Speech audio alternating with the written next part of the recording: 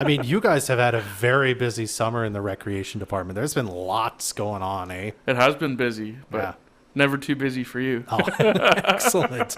I mentioned you were coming here, and I mentioned some of the things we were going to talk about because, again, August looking like it's busy. There's stuff going on now, stuff going on coming up in September we can talk about. But what do you want to start with today? What do you want to chat about? Yeah, we can talk about Play in the Park. It's Yeah. been an awesome program. And it's really good. A lot of community partners come too, the library. So Elisa, Yep. I think that's her name. Yep. She's really nice. She comes and does the story time. We have Engaged Sport North coming to help out with sports, and Yeah. just a really good usual crowd of families and their kids coming out and enjoying the summer fun. And today one is canceled because of the weather. It's Yeah. a little rainy out there, and kind of cold. So we don't want anyone to catch cold. Yeah, but I guess the next one, if I remember right, is next Tuesday at Fish Creek. Is Correct. that Yeah, right? they're gonna do some rock painting, so that'll be fun. I've never painted rocks, but it looks fun. For people who don't know, tell us quickly kind of what is the kind of the Play in the Park about, and what do you do? Yeah, so from 9:30 to 11:30 on Tuesdays and Thursday mornings in the summer, weather permitting, people come together and enjoy play at different parks around the city, and a lot of different activities to do. There's always kind of a theme that happens, but if people just want to show up and play with the equipment and the sports stuff and participate in what the library is doing, they're often there. They're welcome to show up and have fun. It's for kids kind of younger age, from 0 to 10 sort of thing. Or Yeah. if if you're older, you can come too if you want to play sports and throw around the football or the frisbee, and lots of fun stuff at Play in the Park. All right, and that goes till like kind of the end of the summer every Tuesday. Yeah, Thursday, I think right? the last one's on the 30th, so that Okay. one will be the last one, wrapping it up on August 30th for the summer.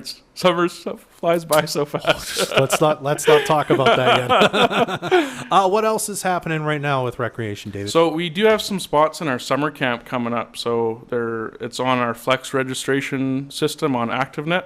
So next week on the 8th and 9th, there's a few spots, a couple spots on the 10th, 11th, and 12th. The next week, August 15th, is full, but the rest of the week, like the rest of that week, there's a couple spots left here and there. But Yeah. so if you're looking for childcare and want them to be tired at the end of the day, you can bring them to the recreation camp at the summer camp at Fort St. John.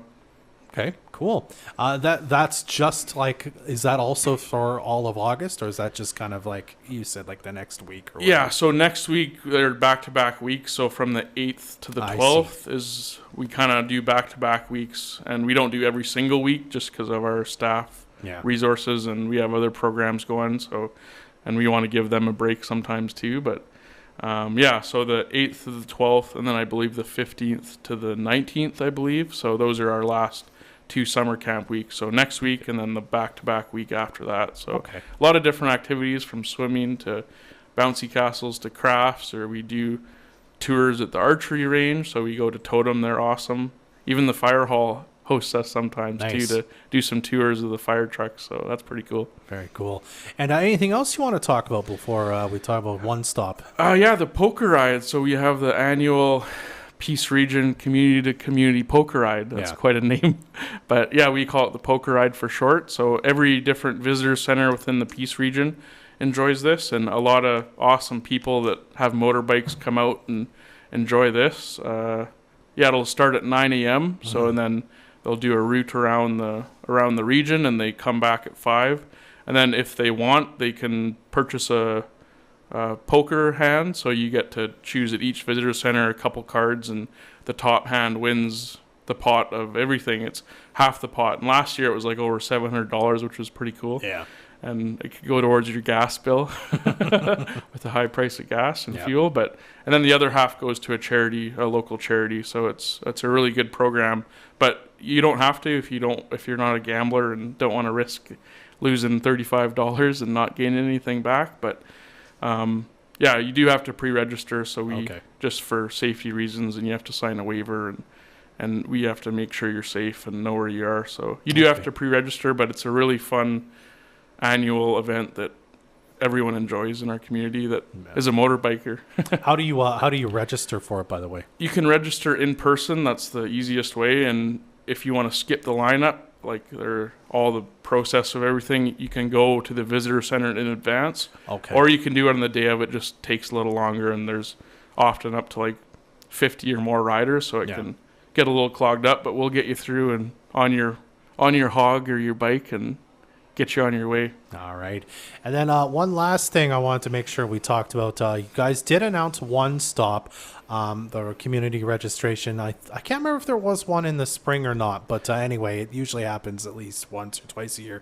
But it is coming up in September, and so you want to put the word out for people who want to be at it to get people involved. Exactly. So we did have one in the spring. It was a little slower with things happening, but every year the city of Fort St. John does the one-stop registration in the spring and the fall. So this one will be on Saturday, September 10th from 10 to 2. And as far as I know, it will be at Totem Mall. Yeah. So stay tuned. But we are looking for organizations to come and host their booth for their registration of their sports, their dance.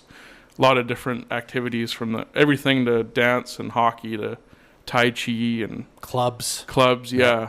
I couldn't list all the clubs in my head, but they're all really good organizations. So if you're looking for something to do this fall and winter, stop by One Stop. Yeah, and we'll talk more about that as it gets closer. But if you are an organization, reach out to the City of Fort St. John Recreation Department. They want to make sure you have a booth there so you can register some of the members of the community here to be a part of your club or organization.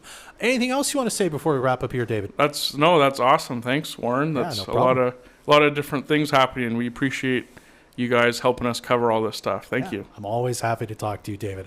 All right, follow the City of Fort St. John Recreation Facebook page for more information, or check out fortstjohn.ca for information, and of course to find links to the ActiveNet to register for various things. David, thanks as usual, I should say, for being here, my friend. Thanks, Deb.